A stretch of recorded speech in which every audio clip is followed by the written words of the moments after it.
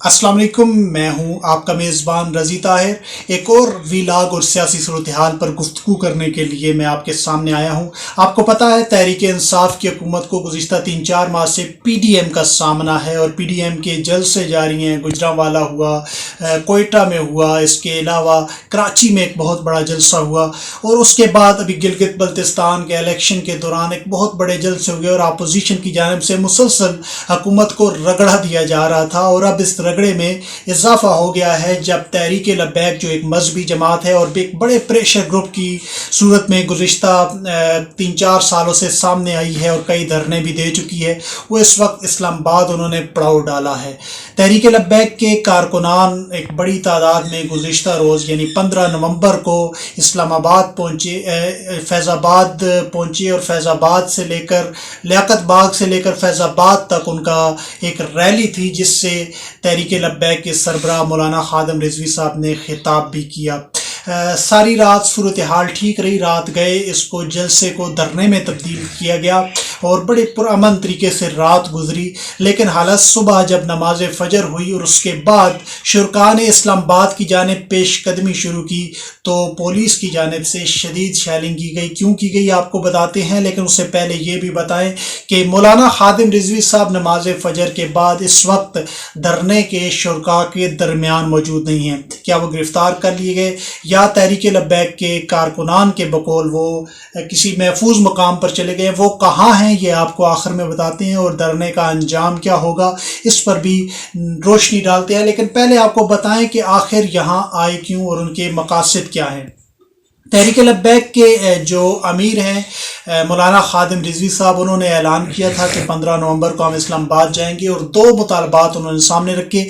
पहला मुतालबा ये है कि फ्रांस के साथ तमाम तर सफारती तल्लुकात ख़त्म करके फ्रांस के सफ़ीर को मुल्क बदर किया जाए। दूसरा मुतालबा था कि फ्रांस की तमाम मसनूआत का मुकम्मल तौर पर बायकाट किया जाए और फ्रांस के साथ किसी किस्म का पाकिस्तान का कोई ताल्लुक ना रहे।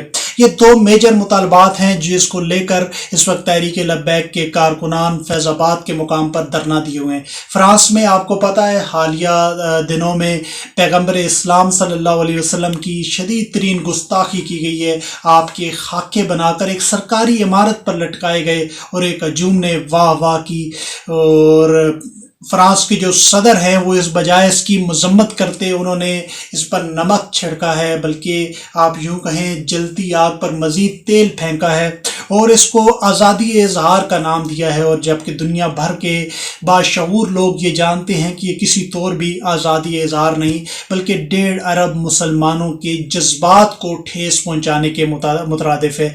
यही वजह बनी मौलाना खादिम रिजवी साहब के इन 2 मुतालबात की कि फ़्रांस एम्बेसी ख़त्म करो, ताल्लुकात ख़त्म करो, तमाम तर सफारती ताल्लुकात हर हवाले से ख़त्म किए जाएँ। हम आपको अगले वीलाग में बताएंगे कि पाकिस्तान और फ्रांस के ताल्लुकात की नोयत क्या है और क्या ये ताल्लुकात ख़त्म किए जा सकते हैं, क्या हमारी कोई ऐसी दोस्ती फ्रांस के साथ है। तमाम तर तफसील में अगले वीलाग में आपको पाकिस्तान और फ्रांस के हवाले से दूंगा।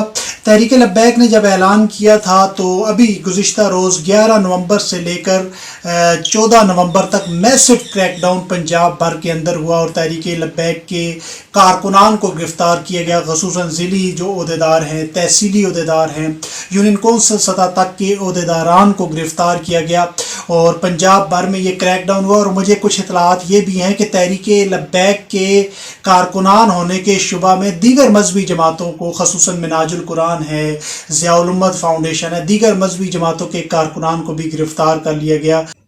गुज़िश्ता रोज़ जब खादिम रिजवी साहब पहुँचे, मरी रोड में कारकुनान से खिताब किया तो उस वक्त जो आज़ाद ज़राए हैं उनके मुताबिक 30,000 से ज़्यादा तादाद तहरीक लब्बैक के कारकुनान की मरी रोड पर जमा हुई और दोनों अतराफ़ की सड़कें भरी हुई थीं और बड़ी तादाद में लोगों ने खादिम रिजवी साहब के मुतालबात का खैर मकदम किया।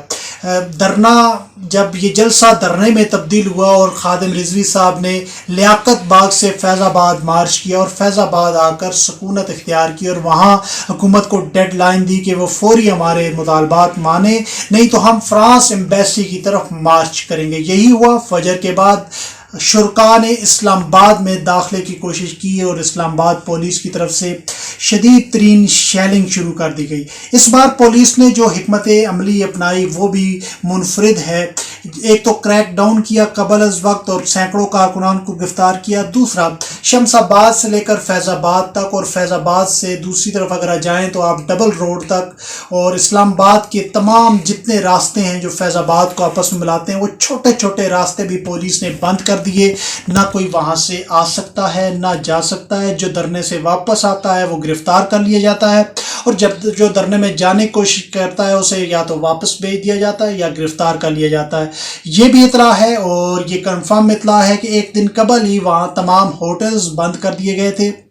جو ڈبل روڈ اشارہ ہے وہاں سے لے کر فیض آباد تک اور فیض آباد سے لے کر پورے مری روڈ پر اس وقت کوئی بھی ہوٹل نہیں کھلا ہوا، جس کی وجہ سے شرکاء تک رسد پہنچانے کا بھی کوئی اہتمام نہیں ہے۔ ان کو کھانے پینے کی اشیاء بھی نہیں پہنچانے دی جا رہی۔ اس کی ایک ہی وجہ ہے کہ پولیس چاہتی ہے کہ جلد از جلد شرکاء کو اعصابی طور پر کمزور کرتے ہوئے ان کو منتشر کر دیا جائے اور یہ دھرنا فوری ختم کر دیا جائے۔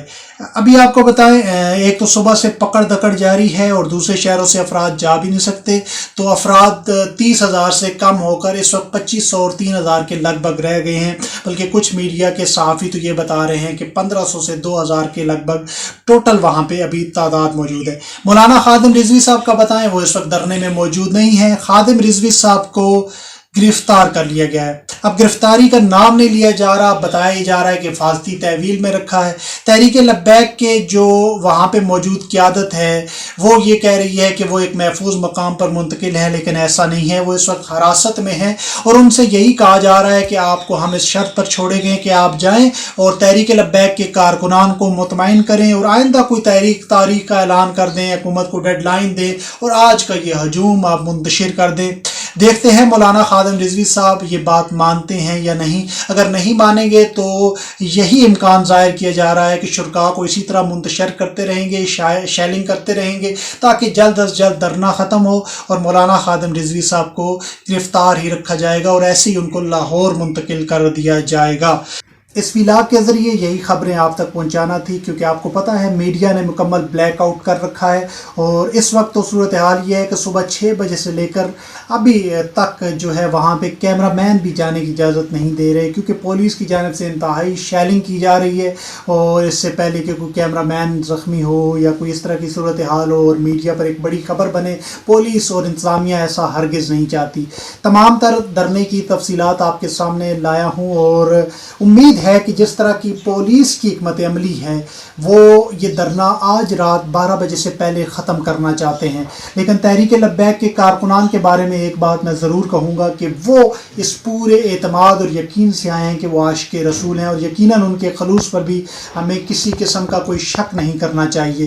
تو حکومت کو چاہیے کہ مذاکرات کے ساتھ معاملات کو حل کرے۔ طاقت کا زیادہ استعمال اپنی ہی ریاست کے خلاف عوام کے اعتماد کو کمزور کرے گا۔ مزید ایسی ویڈیو دیکھنے کے لیے میرا چینل سبسکرائب کیجئے، بیل آئیکن پر کلک کیجئے تاکہ آپ کو اپڈیٹس ملتی رہیں۔ اجازت دیجئے، اللہ حافظ۔